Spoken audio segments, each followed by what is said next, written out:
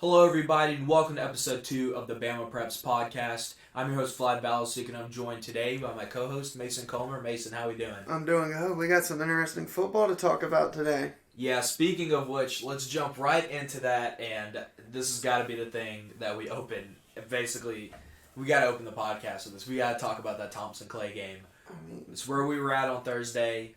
You know, just an absolutely insane game. Let's go ahead and jump right into it. Mason, what were your thoughts throughout that entire game? See, first beginning of the game, Thompson put up an amazing fight.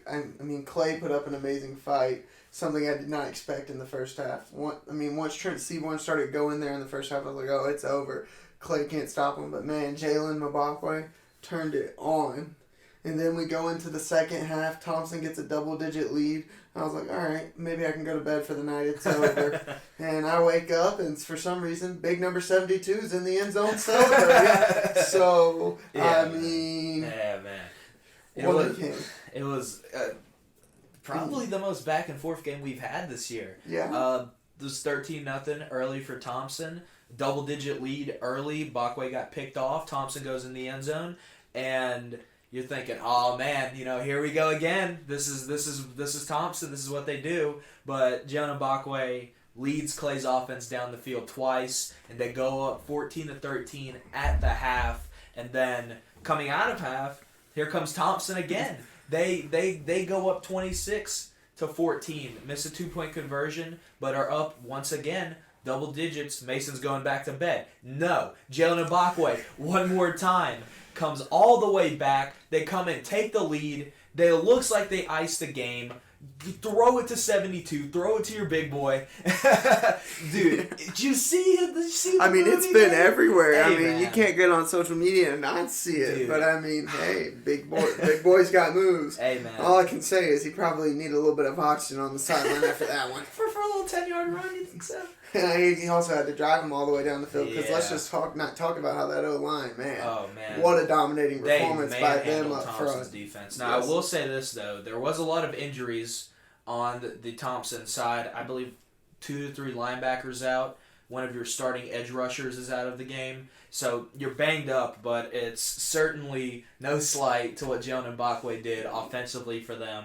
168 rushing yards, 5 rushing touchdowns. It felt like they were out there running the flex bone. They didn't even really need to throw the ball. It felt like you were watching like a 1A team out man. there with the old school offense, Navy, Army. Oh, yeah, man. And, hey, when you do throw the ball, you got a good one to throw it to in Mario Craver. Gosh, when Mario Craver got the ball, he might have caught it 5 yards, but dang, felt like 20-yard gains every time he got it. Yeah, and I have not seen a receiver play a game like that since Ryan Peppins did for Thompson back, a couple seasons ago. Those games against Oak Mountain and Hoover in the past. I have not seen a receiver performance like that, but Jalen Mbakwe was the star of this game. Absolute legacy performance to go into the number 1 team in the state. Warrior Stadium's a really hard place to win at. Really hard place. Only 2 teams have ever done it until Clay. And just absolutely takes over the game. Almost puts the game on ice with a read option. Goes and scores, but here comes Trent Seaborn. Here comes the Thompson offense once again. Big pass down the middle of the field to Colby Hearn. They take it all the way into the end zone. Need the onside kick. Shades of the 2020 state championship game. They get it. Here we go again. Here comes Thompson. They drive down the field. And they get just in the range of kicker John Allen McGuire. Kick it to go to OT and misses. Yeah. Man, what a tough way to end. What does this win mean for Clay? What does this do for their psyche heading into the rest of the season? It lets us know Clay is here. This isn't the same Clay team that went out last year, first round upset to Parker. This is Clay Chalkful is legit, and they proved it this week. But we also got to look at it. We're going to talk about it later on, but that loss, as much as it hurts Thompson in our rankings, let's be honest. 7A, Thompson's still the best of the best. Well, I don't know. That's yes, they did lose. Yes, it was a close game. Yes, that game could have easily went to overtime, and who knows what could have happened then. But after that loss, do you struggle putting Central over them? Do you think Central should be over Thompson? I don't know, Central, that close win against Opelika looks, I mean, a win's a win by all means, but it's not looking the best after the loss Opelika took to Theodore this week. So, I mean, Central, they got a lot to prove. Maybe a dominating win over Dothan this week will prove to us that they're the best. Another BamaPreps top 10 team. Yeah, prove to us that they're the best in 7A. They already got a big win over Enterprise, which I believe former BamaPreps top 10. Yeah, they were out of it this week. So, yeah, I think Central, to me, still has a bit to prove. I would still give Thompson the edge over Central right now. Because Thompson played, I guess, the best team in the state close. Speaking of the best team in the state, we put Clay Chalkville at number 1 in our newest BamaPreps top 10 Big ratings. shake up in the top 4. Man, I tell you what, this has stirred a lot of controversy, a lot of debate. Let's go ahead and jump right into our BP top 10, starting off with a new number 1 team in the state, the Clay Chalkville Cougars. You go into Thompson, you go into the number 1 team in the state, hostile environment. You have a tough time not putting them at 1. Number 2 is Saraland, and this is where the discussion really starts to ramp up. Do you put Saraland over Clay? Right now, Chalkville's got the momentum, but Saraland just put up 70 points against 7A Foley, which should not be discredited at all. At number 3, like we just mentioned, Central Phoenix City. Number 4, Thompson. It's like Clay Chalkville and them just switched spots. Number 5, Vestavia Hills had a bye week. They stay there. Hewitt Trustville was a 62-0 win over Huffman. Bless their hearts, Huffman still has not scored a point yet this season. Poor souls. I mean, what are we doing? Out there running Madden plays. Defense on me. Hey, let's get the ball. It's like one of those Madden videos. Hey, punt the ball the whole game. Yeah, man. Number 7, Dothan makes an entry into the top 10 after their big win over Baker. Hillcrest Tuscaloosa stays at 8. Auburn moves down to 9. And then we have a new entrant, Muscle Shoals, sitting at 10. Now, we'll have plenty of debate about it later on. But how do you rank this 1 through 4? Because right now, what we have is what we have, but you could easily make a case for any out of those top 3 to be the number 1 team in the state. Yeah, I mean, the top 3 are definitely 3 best teams in the state right now, based off of wins and stuff. I mean, yeah, that Saraland win against Lipscomb doesn't look the best right now because Lipscomb's not having an ideal season with the talent they have. But, I mean, Saraland is consistently beating teams the way they should beat teams. And no slight to Clay, but, I mean, let's take a look back at that Hueytown game. 17-7. I mean, that doesn't... If that Clay played like that against Thompson, Thompson would still be at number 1. Right. So, I mean, Saraland is beating teams the way they should be beating teams. They're not playing down to their competition level, which is really hard to do when you're at that good of a level.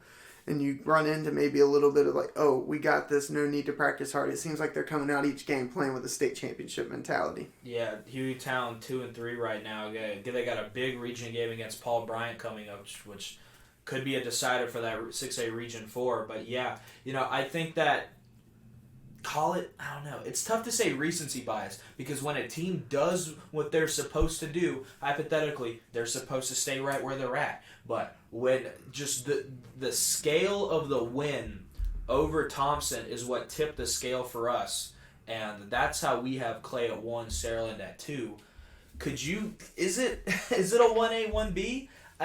Because honestly, it could be 1A, 1B, and 1C with Central Phoenix City, which there's also been a lot of talk about. Central Phoenix is really good. That close win over Opelika, as we mentioned earlier, looks a little daunting on their wins. But, a win is a win. We'll see how they do this week against Dothan. So, I think once we see Central against Dothan this week and they get another top 10 victory, who knows what could happen in next week's top 10 once we get that Clay win a little week past us. Right, yeah, I agree with that. And as we move a little bit further down the list, you see a new entry in Dothan, big win over Baker. Hillcrest Tuscaloosa did what they were supposed to do against Gadsden City. Auburn moves down 2 spots. They were at 7. They're sitting at 9 right now. Not having a quarterback continues to hurt them. And yes. Really, really close win over a Ramsey team who's back at full strength, mind you. Ashton Ashford, Keenan, their quarterback, still there. Or they're back, I should say. And do you see, Auburn's got some big games coming up. They got a big one versus Central coming up. they're going to make the playoffs, but what's the outlook here for the rest of the season for Auburn? So Auburn, the rest of the way after a win over Ramsey, got a big game this weekend, or this Friday night, against Opelika. Opelika 3-3, but we saw Opelika played Central close. It's a rivalry game. We see how rivalry games go. We'll talk about another big one in the Birmingham area later on. So then they got possibly one of the biggest games of the year in all of the state of Alabama against Central. Then they've got Prattville and Smith Station to close out region play and close out the season. Should win those two handily. To me, honestly, if they they should beat Opelika, in my opinion. And then the only problem is Central. If they don't have their quarterback back in time, I think Central will just take care of business with it. Yeah. It's tough to pick against the Red Devils right now. Something we do have to take into account with Auburn. It's mid-season. You're banged up. You're taking a long road trip up here to Birmingham to take on Ramsey. Yeah. It's not like the beginning of the season when they came up here to face Hoover. They don't have all the adrenaline pumping, ready to go hit somebody. They're banged up. It's clear. And it's clear that might affected the outcome of that game a little bit. But hats off to Ramsey. Played excellent against 7A. Yeah. The talent difference is definitely there. We said it last week on the podcast. We said that there's a clear difference between the amount of kids that are at the school, the amount of players, the amount of depth you can have. And I think it showed a little bit, but when it mattered the most, Auburn was able to take care of business. You can't really discount that. No matter what the team is, a win's a win. They don't ask by how much, they ask how many. And Auburn is still rolling right now. I think Opelika is going to be a big game, but like you said, I think they'll get it done. I really do. And let's jump over to somebody who's not getting it done. The Hoover Buccaneers. A little brutal of a transition there, but another tough loss. Hands of the Mountain Brook Spartans. Mountain Brook's a really good team in 6A, but Hoover's supposed to be a really good team in 7A. Right. Sitting at 1-5 now. We posted the graphic out there. Probably gonna talk about them every week. I mean, it's kind of hard. It's like it's like when Alabama's doing bad, you're gonna talk about them. They've got game against Oak Mountain next week. Supposedly a layup. Oak Mountain has not looked as good this season as they did in previous years and years before. But right now, they're 1-5, 1-2 in region. Do you see them beating Oak Mountain? What's the deal here with Hoover? Last week I said Hoover had an easy path to the playoffs. Now I think it might have gotten a little harder just because at a certain point, when are you going to start, the mentality is going to start changing with that team. And I think they get it done against Oak Mountain. Just Oak Mountain's not that. I just think they're not up there ready to compete with Hoover yet. Right. 21-0 loss to Briarwood. Yeah. The toughest game I think left on Hoover's schedule that they can win and that will decide if they get in the playoffs is T County. And T County, each week I try to write them off, but they're not writing back. All right, Geno Smith. Yeah, I agree. I think T County, like we said, feels like a broken record. They're probably going to be the team that Hoover has to get through. And let's go ahead and jump over to our games of the week. Mason, I know you've got a few of them for us. So yeah, some big games of the week this week. We're coming back into region play after a little week off. Some teams had a bye week. Some teams had some big non-region games. Rivalry games. And we had a big rivalry win in 5A with Pleasant Grove upsetting Parker. What a game. Yeah. And, it doesn't get any easier for Pleasant Grove. They're taking on probably one of the hottest teams in the state, having one of the biggest, turnarounds. And John Carroll at 5-0 this week, taking on Pleasant Grove 4-1. A big game in their region to decide, basically, who's going to be that front runner right there. Right. I agree. Yeah. PG, we got to talk about this Parker game a little bit. Crazy atmosphere. Game was on Friday Night Rivals. If you weren't able to tune into it, you were missing a good one. Parker and PG went back and forth all game. Late in the fourth quarter, touchdown Parker to go up 21-14. I don't even know if there was a minute left in the game. Yeah, and it was like 30 seconds left. Let's not talk about this man from Parker. No one was near this man. No. I mean, Pleasant Grove might as well just have the defense on the sideline. How wide open he was. No, it was. It might have been Naeem Offord. I believe it might have been Naeem Offord right there. It was one of the DBs. And then, just when you think the game's over, Eric Hanley drives PG down the field, scores a touchdown, and they're not kicking. After being backed up, after getting a penalty, and after coming back up, they line up in the wishbone, play action, ball tipped in the air, caught by, it's like a D tackle. I believe they said the D end caught it. Yeah, like just crazy turn of events. PG wins 22-21, and yeah, like you said, against John Carroll, a big one. Who do you think wins that? I mean, first, let me just go back and talk to him about it. I don't know. Parker definitely did not think they were going to run the ball up into 5-star defensive tackle who's been dominating high school football since he was a freshman, Jordan Crawford's gut.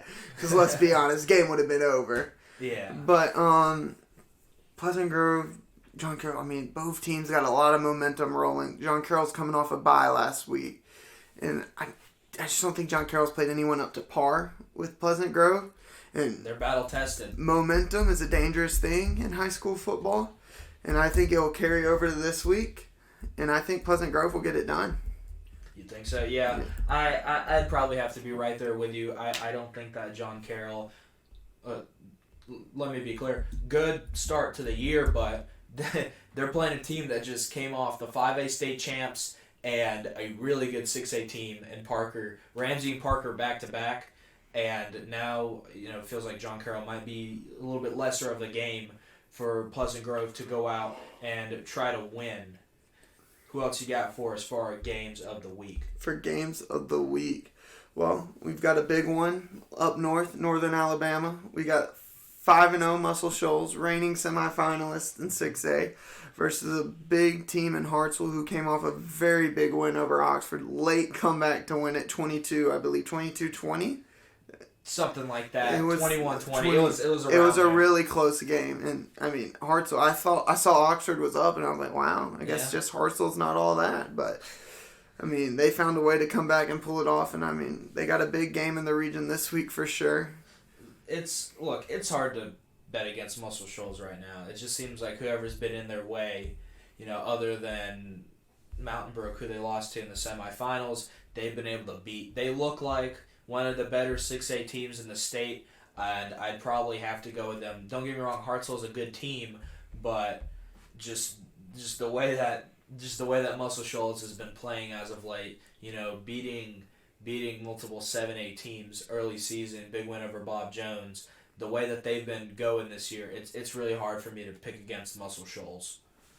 Yeah, I think Muscle Shoals, they have a chance really to be up there in the north at the end of the year, up there with Clay Chalkville. Right. As one of the top teams in the north. Hartsville, they have, like we just talked about with Pleasant Grove, they have a big momentum win going into it, a lot of confidence. Oxford's a good team. But Muscle Shoals also went and just manhandled 7A James Clemens, 42-28. Mm-hmm.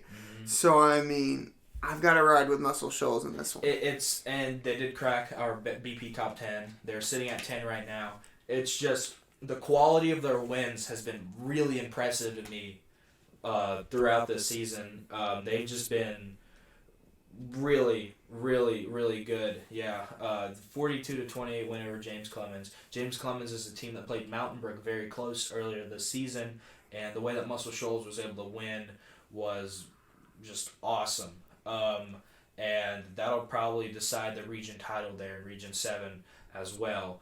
And I know we've got a big game in Central 7A Alabama between Thompson and Hewitt-Trussville. What are you thinking on that one? I mean, Hewitt's got a lot of momentum riding. They got a big win over Hoover coming. I'm dominating, a stomping of Huffman. Yeah. Look, and there's a couple things that you don't. There's a couple types of teams you don't want to play, and one of them is a pissed off Thompson coming off a loss. Yeah. And there's not really going to be any doubt in my mind that Thompson's going to be ready to play this game, because say what you want about the loss to Clay Chalkville, but it is a non-region loss. It's a non-classification loss even, and it was it was in its own universe. Now you step back in the region play, and Thompson is good at winning region games. Then the last time Hewitt-Trussville beat him was in 2019.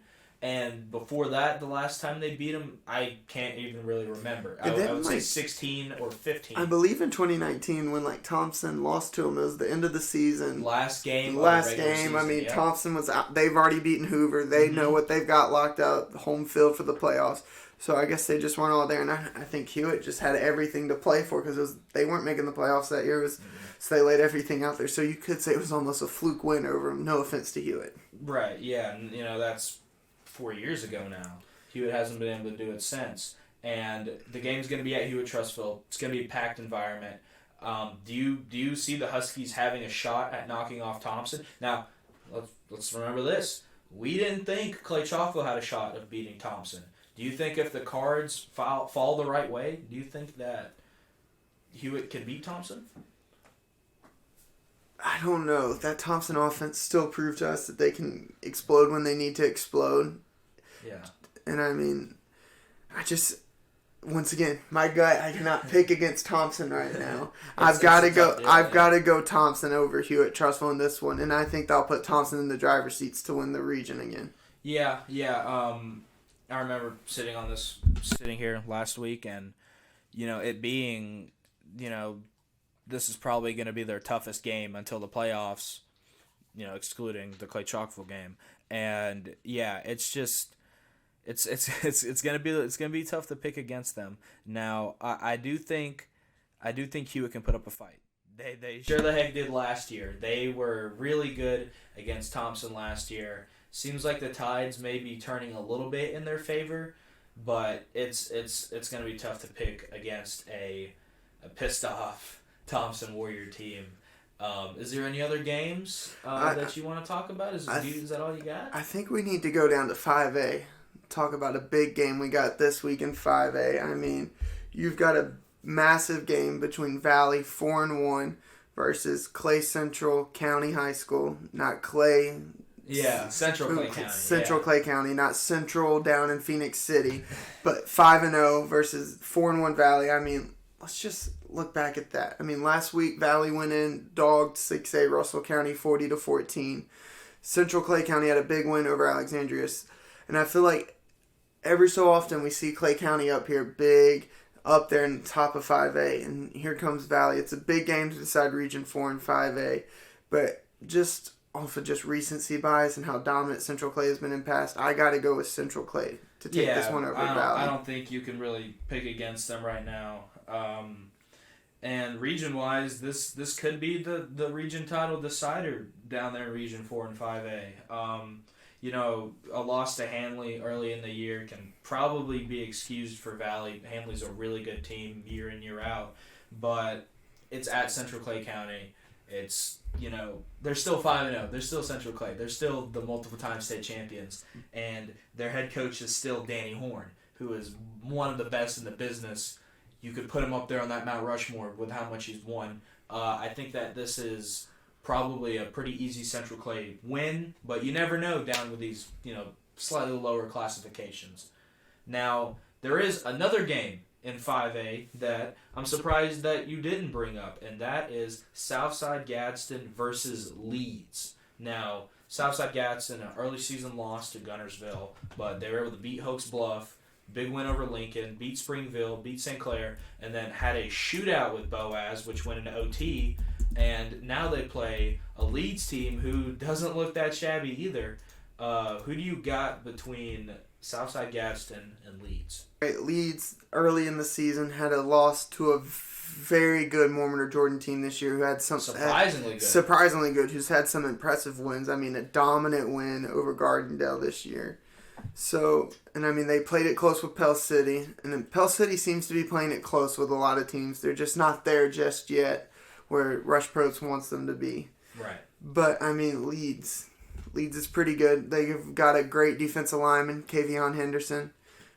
4-star Arkansas commit. That whole defensive line's pretty good. That's Connor Nelson, a really good quarterback. I mean, Leeds is got a great defense. and I think Leeds defense can shut down Southside Gadsden, and I think this puts Leeds in a great spot until they meet Moody later in the season. Which will be 2 weeks away on the 20th. We are in October. It is spooky season. Yeah. So you really never know. And yeah, I agree. I'd probably have to go with Leeds in this one. Just the way that they run the ball, the way Coach Hood is able to get them going. It's honestly, it's really fun to watch. And yeah, this is going to be Leeds' biggest game until they face Moody, which is going to be, it's going to be crazy. But until then, we get to watch them play Southside Gadsden. Now, where are we going to be at on location for next week, Mason? So, as you said, we got a big game this week in 7A. We're going to Thompson versus Hewitt-Trussville this week. Two teams ready to fight. Yeah, Thompson coming off a big loss this week, but, I mean, it's an upset Thompson team, as you said earlier on in the episode. And we got a Hewitt team with a lot of momentum riding. Got a big win over Hoover, a big win over Huffman. It's the game to be at. Yeah, I agree. You think all eyes in the state are going to be on this game to just see if Hewitt-Trussville can win. Now, if this game's even played close, do you think that this maybe, I don't know, it's not going to move Thompson down, but Hewitt-Trussville did get blown out by Central Phoenix City earlier this season. Not a blowout, big win, multi-score game. Do you think that, what does Thompson have to do here to solidify themselves still as one of the top teams in the state? Honestly, to me, it's just to see how Thompson responds after a loss to Clay Chalkville. This is a good... Hewitt-Trussville is a good team. Right. It's beginning of the season when they played Central Clay. It might be a different outcome if they played right now. I think Thompson, if they can just show up and get a win on the road, rough environment, I think that's enough for me to keep Thompson where they're at. And depending on how the chips fall in front of them, maybe they move up. Right. Yeah. I don't... Hewitt's got to win for me to even think about putting them over. I don't know. It's tough. It's tough to see them moving any further than 3 or than 4 if they win, just because of, we assume Central Phoenix is going to take care of business. God forbid Saraland or Clay lose. They're not going to. So I think even if they win, you'd probably think of them still up there in 7A, but with the way that Central Phoenix is playing, I don't see them moving as much. Now, let's go ahead and jump into my favorite part of the podcast, our Ask BamaPreps section. Now, yesterday, we asked everybody, what do you want to know? What do you want to hear? What do you want us to talk about on the pod? And we've got 3 pretty good questions here for y'all. The first one is, do you think Briarwood has a chance to make it back to the playoffs 3-game win streak? Now, Briarwood, who started the season pretty sluggishly, has improved. Big win over Pelham. They just got a win over 7A Oak Mountain, 21-0. Let's look at that region and let's think about, hey, does Briarwood have any sort of chance of making it back into the playoffs? So, you look at Region 3 this year. Helena at the top, clearly. Briarwood has a big game against them this week. Who knows with that game? Well, and the way Homewood's been playing as of late. Homewood might slide back up in here. But, you look at the bottom of the region. You have Chilton, you have Pelham, you have Calera. Briarwood has the head-to-head against Pelham. Mm-hmm. So, that looks really good on there for them. And that, you can't forget about Benjamin Russell either. They're going to have a big game against Chilton County to see who can move up. This Region 3 right now is probably the most competitive in 6A. It's very competitive. Besides the top, in my opinion, it's there. We'll really figure out who's on the top this week when Helena and Briarwood play. But the way Helena's been playing, this is a different Helena team from years past. So... But to answer the question, I think Briarwood can sneak in, maybe stay at 2, maybe 2 or 3. They could stay at 4, but I don't see Briarwood falling from 2 all the way to 5 right now. We're going to have to see how they play against Homewood. Like I said, they beat Pelham. That's a good win for Briarwood. Right now, probably, yeah. I'd probably say yes. I'd probably say they are in the playoffs. Just looking at the region standings right now, but it's how they're going to have to finish down the stretch because there's still a lot of good teams here. And honestly, outside of maybe Calera, I don't see I mean, there's a case for everybody in that region to make the playoffs. Yeah. I mean, Briarwood's biggest game left is those Calera Eagles. Man, so it's gonna be bumping at the nest. All right. Yeah, I think that. But yeah, I mean, Chilton County always seems to phase out there at the end. Chilton County still got some big games left. Right. But I mean, we're looking at Pelham down there at 0-2 in region play. They've placed the top 2 teams in the region already. They've got to make a comeback. Yeah. I mean, they've got a tough way to come up, and they got a great chance to get momentum against not great Calera team this week. And if you can beat a Homewood, a Ben Russell, that puts you in there. You just got to beat the right teams to make the playoffs. I mean, right. Look at what Calera did last year. Beat Helena, Briarwood, and Chilton got in the playoffs over Helena. And they were what, 4-6? We were 4-6. Helena was 5-5. I believe they were 6-4 actually. Were they actually? Wow. It was just reverse records, and Calera got in there. Yeah, you can't really stress enough how important that those region games are. Yeah. And that's why we're not putting as much stock in this Thompson loss, because it doesn't affect them in the 7-8 seeding. If they take care of business, they should still be the 1 seed. And same case for Briarwood. Same case for Pelham. 2 losses hurts in region. I think it's going to hurt Chilton County a little bit as well. They're 3-3, 2-1 in region. Because Ben Russell has 1 region loss, Homewood has 1 region loss. They're already at an advantage. Went on a little spiel there, but yes, we do think that Briarwood does have a chance to make the playoffs. Second question, Vestavia versus Hewitt predictions. Now, this one's a little bit down the road in a week or two. And this is probably going to decide the 2-3 seed for 7A Region 3. I feel like we talked about it a little bit last podcast, but who do you have winning right now, Vestavia or Hewitt? Man, recency bias to me. I mean, Hewitt looks really good, but Vestavia looks really good. Well, I think we can't forget about what they've done. Lost to Thompson, but other than that, they have beaten a great Mountain Brook team. They've rolled. Yeah. Handily beat a great Mountain Brook team. Mountain Brook's looking better and better by the week. They handily took it to Hoover. Right. I mean, that game there was insane, the way that offense just drove up and down the field. They held Thompson to the least amount of points they've scored all year, 21. Yeah. And that game was 7-3 late into the game. I think my gut's telling me Vestavia just because of the season they've had. But I think this Hewitt-Thompson game is going to tell us a lot about it. Yeah, I mean, would love to answer this question next week, but if I got to give you an answer right now, I got to stick with Vestavia. But if Hewitt shows up this week, who knows? Yeah, I agree. And our last question, I'm going to have to think about this one a little bit, is 6A more competitive than 7A? Personally, I think it is.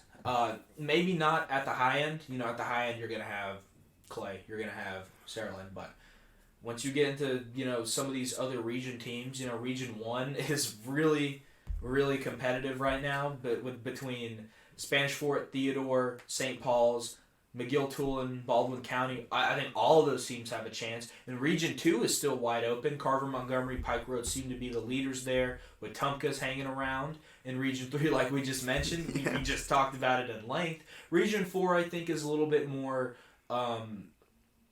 defined. I think Hillcrest Tuscaloosa is going to make it in. Central Tuscaloosa looks pretty good right now, but Hueytown, McAdory could easily jump them. Region 5 looks really, really good. Mountain Brook, Parker, and Murmur Jordan all still have a chance at that region title. And then you've got Minor, another good team. Region 6, Clay Chalkville, Oxford, Shades Valley, Pell City, Center Point, Pinson, a bit of a down year. Sucks to see that.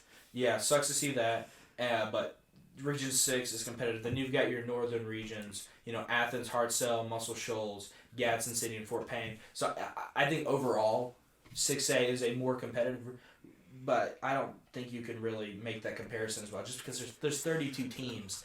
There's only 32 in 7A. I mean, it's the question. I mean, you often see this in a lot of places in just life, quality versus quantity. Right. I mean, the quality in 7A is a lot different than the quantity in 7A. I mean, I would say look at past results, but I mean, this past week didn't really show us that. I think the parity in 6A, once you get away from the top of the top, I mean, it's a dogfight to try to scrape in the playoffs every year. Every year you're hearing about a new team in the playoffs, which is what makes 6A Last year so was great. Muscle Shoals out of nowhere.